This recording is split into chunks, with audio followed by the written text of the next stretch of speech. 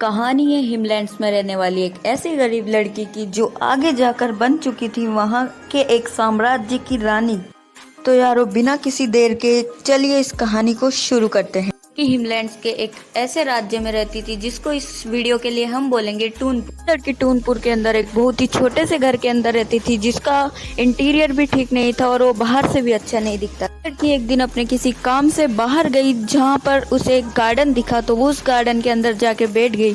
वहाँ पर उसे एक लड़का मिला जिससे उसने थोड़ी देर बात की और वापस अपने घर आ गई। अपने घर आई, उसने अपने घर के सारे काम किए और जब वो सोने वाली थी तो उसे नींद नहीं आ रही थी और वो हमेशा उसी लड़के को याद कर रही थी। वो सुबह उठकर जैसे ही गार्डन में गई उस लड़के ने उसको बताया कि वो उससे प्यार करती है और शादी करना चाहती है। तो उस लड़के ने कहा कि मैं यहाँ का राजा हूँ। ये सुनकर वो लड़की दुखी हो गई और वो वहाँ से जाना चाहती थी कि वो सोच रही थी कि ये राजा है और मैं एक गरीब लड़की हूँ, ये मुझसे शादी कैसे करेगा। उस राजा को भी उससे प्यार हो चुका था, इसलिए वो लड़की जैसे ही जाने लगी राजा ने कहा कि मैं तुमसे शादी करना चाहता हूँ, क्या तुम मुझसे शादी करो। लड़की मान गई क्योंकि वो पहले ही उससे प्यार करती थी। उनकी शादी हो गई और वो लड़की वहाँ की रानी बन गई।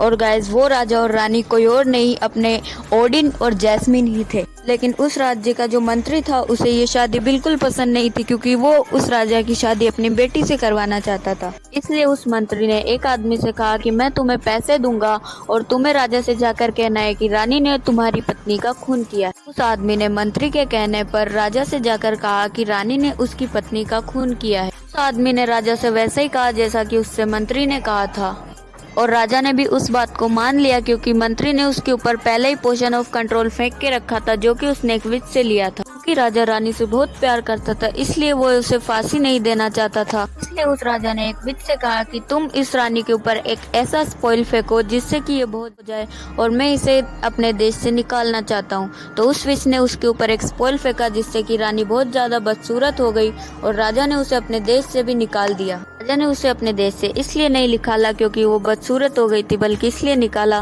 ताकि उसे उसके किए की सजा मिल सके। वो रानी उस देश से चली गई और वो बाहर जाकर किसी हट में रहने लगी और उसके पास धीरे धीरे कई शक्तियां भी आ गई। और इसके बाद तो आप सभी लोगों को पता ही है कि रानी के पास कौन आया था। रानी के पास यश मार्टिफाई आए थे। उसकी स्किन के डिजीज को तो ठीक कर दिया था लेकिन उसके पास जो शक्तियां थी वो नहीं गई थी।